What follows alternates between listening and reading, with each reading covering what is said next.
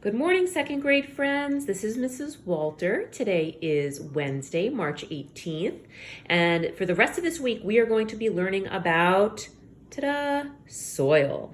You might think of soil as dirt, okay, but there's a lot more to soil than what you might think. So let's get a look inside this awesome nonfiction book. So as we know, nonfiction means there are facts for us to learn. Everything we can find in here is true. We see a picture of a big hole that was dug in the ground. You can see a layer of grass and even some wildflowers up at the top, but underneath it is soil. So we're going to learn the soil basics, so basic facts about soil. Here's our table of contents. We've talked about how table of contents tells us the topics we can find inside a nonfiction book and the pages we could turn to find those different topics. So for example, if I wanted to skip right to soil's layers and we want to learn about that first, we could go to page 10 and let's see if that works. It should. I'm going to turn to page 10. Page 10, soil's layers. Yeah. All right, but we're going to scoot back to the front because I don't want to miss a single page of facts about soil. It's a fascinating topic. What is soil? Flowers sprout in soil. Soil helps vegetables grow big and ripe. Soil covers most of Earth's land. You can see some crocuses growing out of the soil. A crocus is a traditional springtime flower. You might see some of these sprouting soon. Soil is made from rocks and rotting plants and animals. Soil also holds water and air. See? So it's made from rocks, rotting plants, rotting animals, and there's even water and air inside. That's 5 different things contained in the soil that you and I see every day. Soil forms as rocks break down into tiny pieces. Bits of sand, silt, and clay are in soil. So you can see here, it's kind of reddish. I see lots of plant roots, probably from the grass right up above. Up here's that page we looked at in the glossary, soil's layers. Dig a hole and you'll see that soil forms in layers. Plants grow in the top layer called topsoil. So this tippy top layer here, where you see the grass growing, do you notice how the soil is a little darker? Well, much darker actually. That's a very rich top layer of soil, topsoil. And you can see that as you go down in the soil, the color changes and you'll see all the different layers. We are going to talk about those. Topsoil is rich in humus. Humus is dark, moist, and full of nutrients. Humus is made of rotting plants and animals. So look at that dark, rich topsoil. Good things are going to grow in this farmer's field because it has so many nutrients. Under the topsoil is a layer called subsoil. Subsoil has less humus, and it is not as loose as topsoil. Subsoil is often filled with clay. See over here, right around here.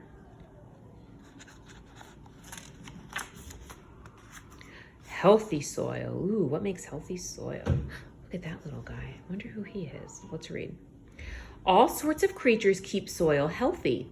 Moles, that's him, tunnel through soil. By loosening the soil, moles help plant roots have room to grow. All right, so he makes tunnels in the soil, and by keeping it nice and loose from where he's tunneled, the plant roots have more room to grow. Isn't that fascinating?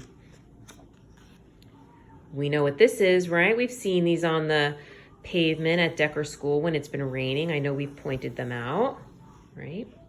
Plants need nutrients to grow. Bacteria break down rotting plants and animals into soil nutrients. Earthworms add nutrients to the soil with their droppings. All right, so it's basically worm poop gets mixed into the soil, but that worm poop is so important because it makes the soil nice and rich with even more nutrients for plants to grow. So those earthworms are really doing us a favor. That's why I always tell you not to step on them, right? I move them back onto the grass. That's why, folks. Look at a plant. Find a worm. Follow a mole hole. Healthy soil is full of life. Can Can you tell this is a close-up picture? Can you give a guess what kind of vegetable is growing in this healthy soil? Starts with a C. It's a carrot. That's right. And now here is our glossary. We've talked about glossaries in nonfiction books.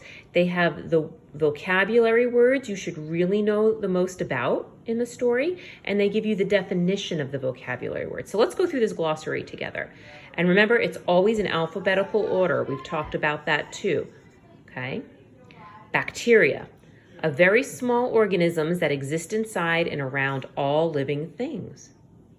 Clay, a kind of soil that can be shaped when wet. Clay feels hard when it is dry, and clay particles are small. Humus. Humus is a dark, rich material full of nutrients from rotting plants and animals. Remember, that was in the topsoil where most of our plants and vegetables grow. Nutrient, a substance needed by a living thing to stay healthy. Rot. What does the word rot mean? To decay or break down, right? The rotting dead plants and animals that break down into the soil and make it nice and rich. And silt, a kind of particle found in soil. Silt particles are bigger than clay, but smaller than sand. Silt feels powdery. All right, not too shabby. We've learned a lot about soil already today. Here is our index. Okay, now I want to point out again, in a nonfiction book, we know this, but how an index is different from a glossary. If you look here, an index lists topics alphabetically and tells us what page number to go to.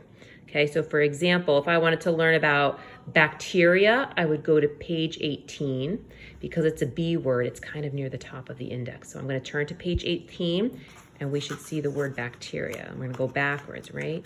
20, 19, 18. Do we see the word bacteria? Ta-da, there it is. All right, so once again, our index is listed alphabetically, and we can then turn to the page number to find them. Let me get to that. Here we go. Our table of contents, however, starts by topic in the order in which it can be found in the book. See, these are not alphabetical. It's in the order it comes in the book. That's why all the numbers get progressively bigger. All right, so there's just a little bit of info for you about reading a nonfiction book.